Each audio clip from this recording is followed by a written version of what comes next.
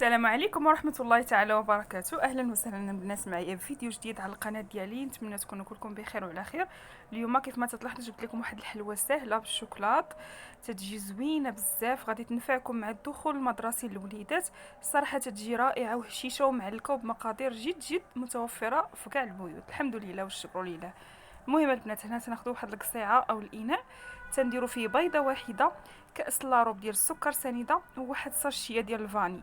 تنخلطوا الكل جيدا، ضروري نخلطوا بهذا الشكل هذا حتى تذوب ليا السكر السنيده مزيان. من بعد غادي نضيف نصف كاس ديال الزيت. كيف ما تلاحظوا مقادير يعني مقادير يعني ما فيهاش المقادير بزاف، مقادير جد متوسطه. هنا عندي نص كاس ديال الزيت، غادي ندير كاس وربع ديال الدقيق النشا، يعني مايزينا البنات. هذا هو السر ديال هاد الحلوه، باش تجينا معلكه ورطبه وتجي الصراحه رائعه. وكيف ما تعرفوا راه مايزينا يعني ما غالياش بزاف، يعني راه بثمن مناسب.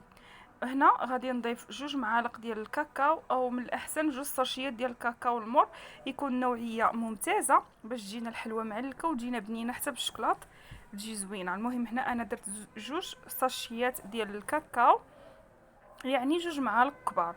غادي نخلط الكل جيدا كيف ما تلاحظوا معايا.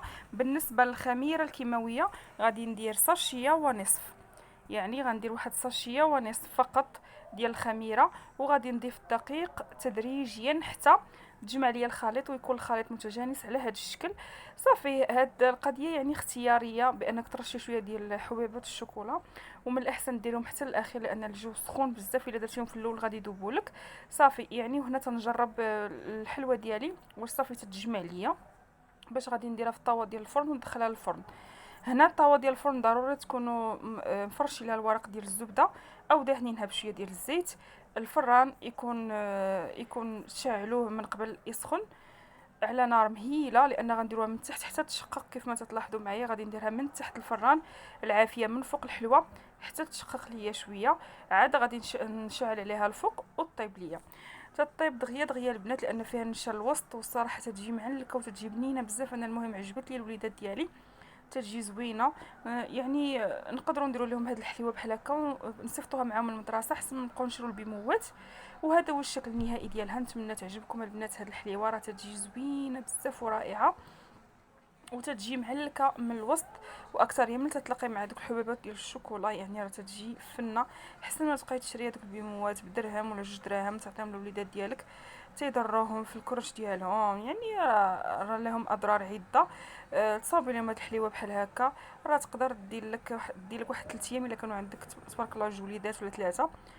ولا كان عندك غير وليد واحد يعني راه غدير لك واحد المده صراحه زوينه بزاف. نتمنى تعجبكم هذه الوصفه ديال اليوم، ونتمنى تخليو لي واحد تعليق زوينه. نتمنى تدعموني بلي لايك والاشتراك باش يوصلكم جديد الوصفات ديالي، وتنشكركم على الدعم ديالكم. ونتلاقاو ان شاء الله فيديو جديد. وكيف ما تلاحظوا هذا هو الشكل ديالها من الداخل، تجي معلكه.